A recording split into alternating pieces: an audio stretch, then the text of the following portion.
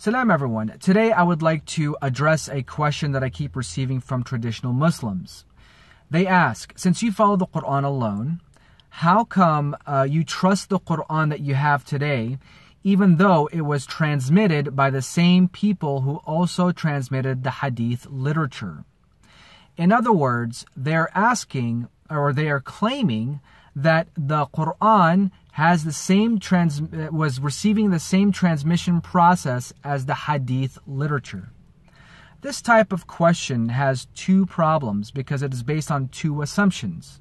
The first assumption is that the Prophet was unable to read or write, and therefore the Quran, it was very difficult for the Quran to be compiled during the lifetime of the Prophet. And the second assumption is that they believe that the Quran was compiled later after the death of the Prophet. Both assumptions are incorrect according to the Quran. The Prophet, according to the Quran, was able to read and write. God says, فَإِذَا قَرَأْتَ الْقُرْآنَ فَاسْتَعِذْ بِاللَّهِ. And when you read the Quran, then seek refuge in God. God tells the Prophet, when you read the Quran, reading involves physically looking at something in order to comprehend something. So the Prophet was able to read. God also says, عَلَّمَ بِالْقَلَمِ. He taught by the pen.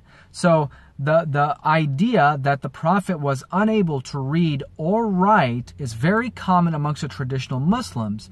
But according to the Quran, the Prophet indeed was able to read and write.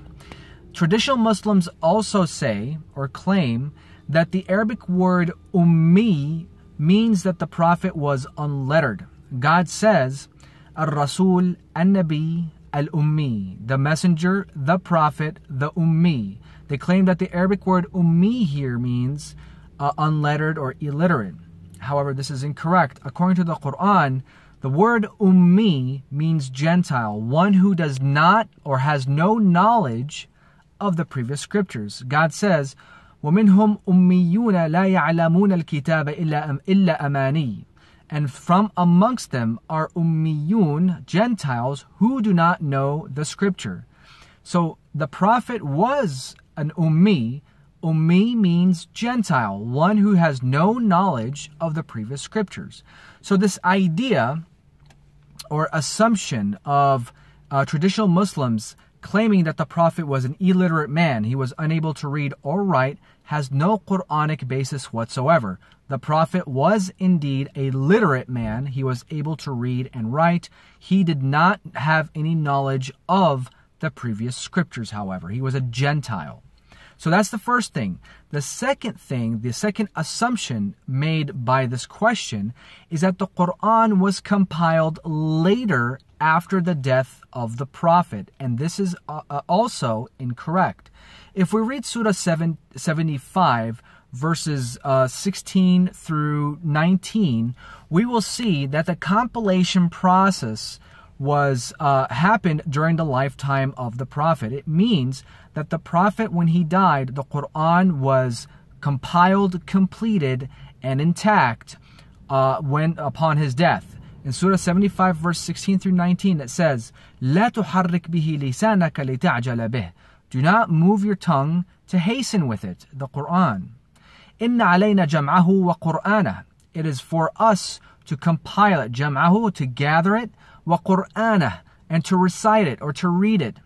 فإذا قرأناه فاتبع قرآنه. And when we read it, then when we recite it, then you shall follow the recitation or follow the reading. ثم إن علينا بيانه. Then it is up to us to explain it or to reveal it. Of course, this was just an on-the-fly type of translation. By the way, all the verses that I'm going to reference will be provided in the description below. Anyway, so according to these verses, God is telling the Prophet not to worry about the recitation process. لا تحرك به لسانك لتعجل به. Do not move your tongue to hasten with it. Telling the Prophet, don't worry. Don't worry. We will gather the Quran. We will compile it. We will process it this indicates that the Quranic revelation was compiled during the lifetime of the Prophet. It is very clear. He was able to read and write. He was able to read and write the Quran. And so it was compiled during his lifetime. So when the Prophet died, as far as the Quran is concerned, when the Prophet died, the Quran was complete. And this makes perfect sense. How can a messenger of God leave this world and yet there's no message left behind? How come the entire compilation process is happening after his death? It doesn't make sense. So anyway, the Quran clearly demonstrates for us that the Prophet was able to read and write, and that the Quranic revelation was compiled during his lifetime. Aside from that, we now have physical manuscripts dating to the time of the Prophet. So, I mean, the evidence is all there anyway. The Quranic evidence is there, and the physical evidence is also there. The Quran existed during the lifetime of the Prophet. I'm saying all of this to address this question, because they are equating the compilation process of the Quran again, equated with the hadith literature. The compilation process of the Quran existed during the lifetime of the Prophet, whereas the hadith literature came and was compiled 150 plus years after the death of the Prophet. And even the hadith literature will tell you this. So, are we trusting the Quran over the hadith because it is the same people who compiled it? No. The Quran was compiled and approved by God, His Messenger, and the direct companions of the Prophet. Whereas the hadith literature was never approved by God, never witnessed by His Messenger, and never witnessed by His companions. The Prophet's companions did not live for 150 plus years after his death.